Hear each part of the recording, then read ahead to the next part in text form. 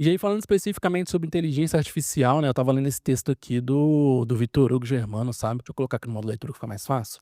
O Vitor Hugo, ele consegue concatenar as informações de um jeito que eu acho muito legal, tá? Sempre com referência, ele não tira nada, né, do esmo, né? Então ele coloca link de diferentes matérias e posts e afins para poder fomentar o ponto de vista dele, e eu acho isso muito interessante, sendo muito sincero, porque hoje a gente tem uma dificuldade muito grande de saber o que é verdade e o que é fato, né. Mas vamos lá, lembrando que eu tô lendo isso aqui, eu tô comentando isso aqui do ponto de vista de um leitor, tá, de um leigo. Eu sou leigo nisso aqui que ele vai explicar mais a fundo.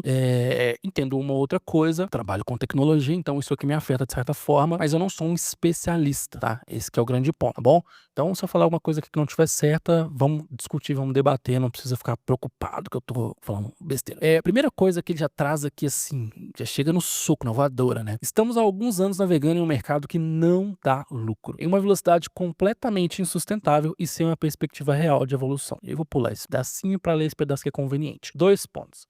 Todos os produtos atuais estão sendo subsidiados por Venture Capital. Cara, isso aqui é muito forte, tá? É o que eu comentei. Não tem como uma empresa falar que vai mudar o mundo se ela não tem grana para mudar o mundo. A gente, como desenvolvedor, a gente está muito preocupado em ver os produtos, né? Enxergar como é que esse produto vai mudar a rotina da gente. Pô, o ChatGPT, o curso, o Tave, como é que esses produtos vão mudar o que a gente faz? Será que a gente de fato não vai ter emprego? Mas a gente esqueceu de olhar para o caixa das empresas. Porque se elas não tiverem dinheiro para fazer o que elas prometem, nada disso vai acontecer, a gente está temendo à toa.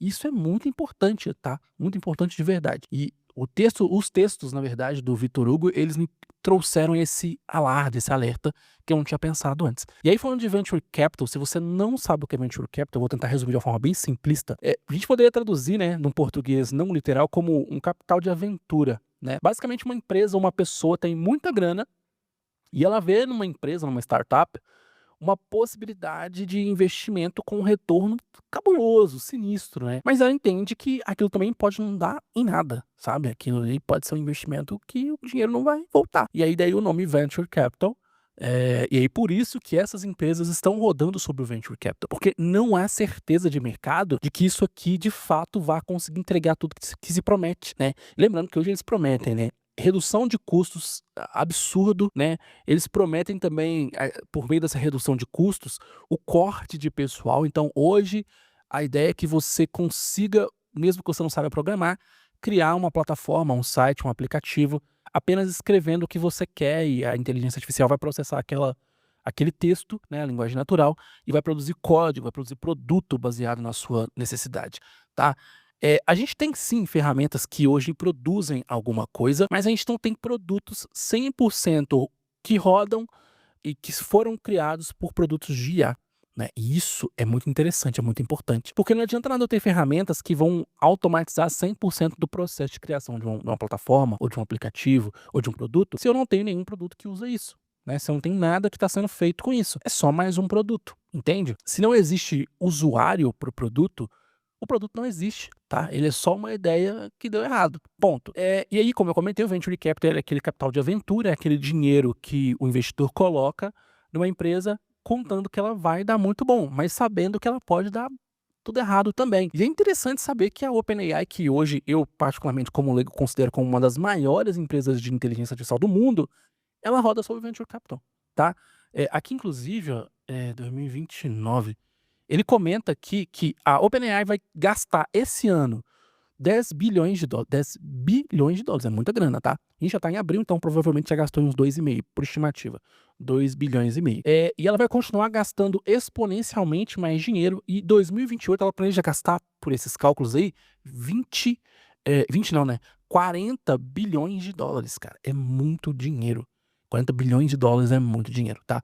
Isso de forma progressiva, ou seja, vai gastar 10 esse ano, talvez 20 ano que vem, 2026, 30 em 2027 e assim vai, em 2028, 40. A gente tá falando aí de 40 mais 30 mais 20 mais 10. A gente tá falando de 100 bilhões de dólares.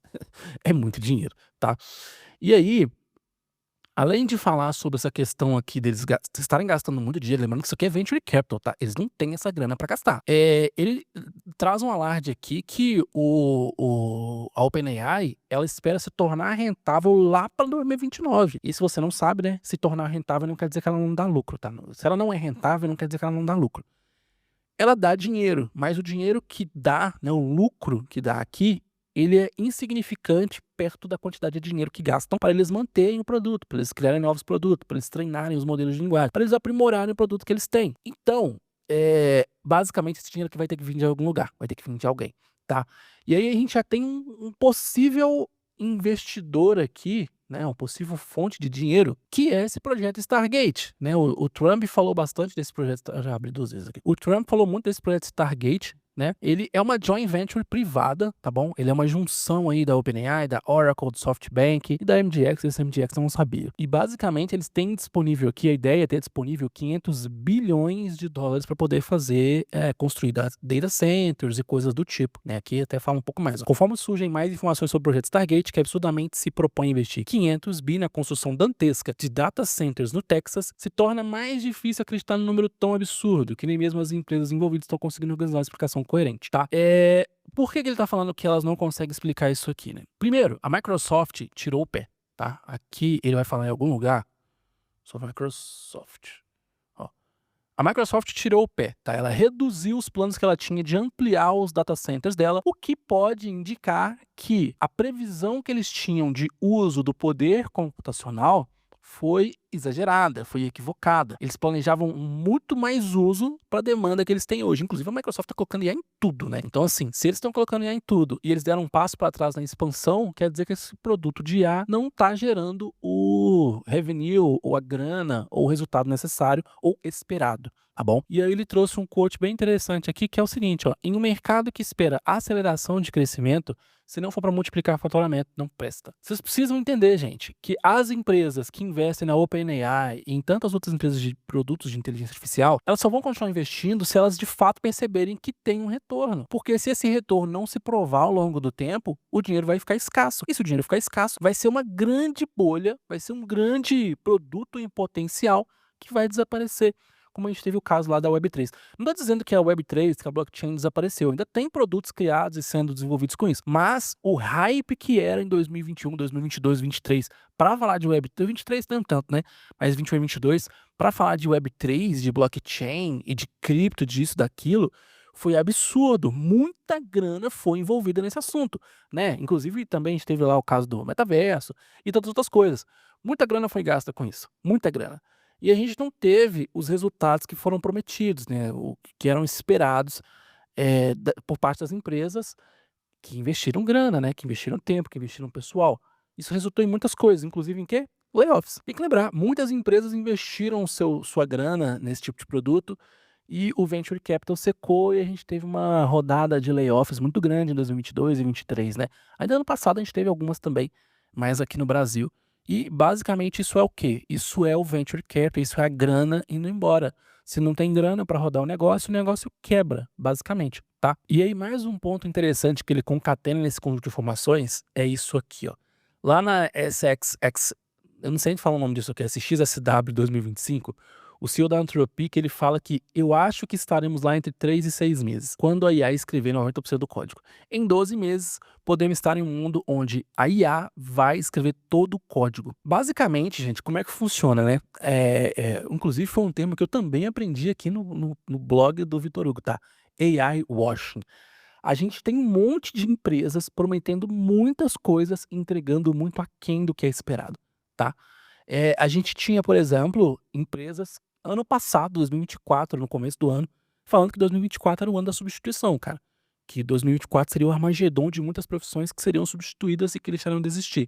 Não existe dado explícito de profissões que foram extintas por conta da inteligência artificial ainda. Muito pelo contrário, inclusive, eu estava lendo sobre a geração de novas oportunidades de trabalho focadas em inteligência artificial, que são os data labelers.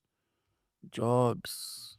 Ó, basicamente, data labeler ou data labeler envolve a anotação e organização de dados para treinar modelos de machine learning, né, os dados podem ser áudio, imagens, vídeos ou texto, tá?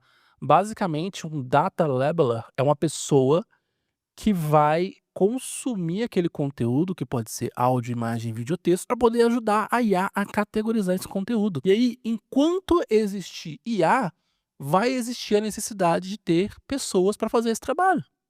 Entende? E aí, né, pra gente poder concluir esse vídeo aqui, porque tá ficando meio bagunça já, ele comenta aqui sobre o fato de que os produtos que a gente tem disponível hoje, que foram grandes promessas, eles não estão nem perto de ser perto do que foi prometido, né, por diversos motivos, tá? Seja por preço, seja por qualidade, seja por adoção, né, do mercado, porque é o que eu comentei.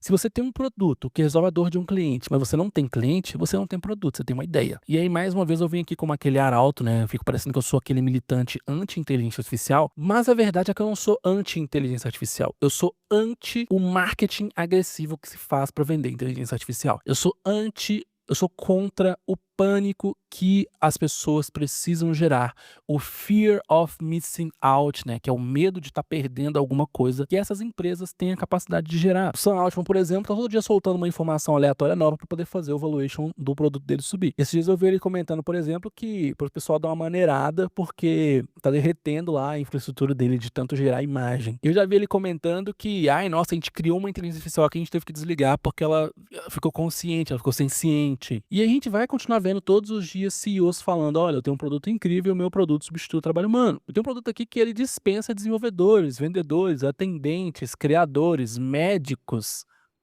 E aí eu acho que com esse texto aqui do Vitor Hugo e com tantos outros que eu li dele de outras pessoas, a gente começa a criar uma consciência cada vez mais resistente aos produtos de inteligência artificial, mas não no sentido de que eles são ruins, tá? Porque alguns produtos são de fato bons, eles são utilizáveis, eles são interessantes, eles nos auxiliam, mas a gente começa a perder aquele medo de fato da substituição, da aniquilação, do grande meteoro ou do grande reset, como já diria o Mano Davin. Isso é muito interessante, tá? Eu vou parar esse vídeo por aqui, eu tenho muitas outras coisas pra fazer por hoje.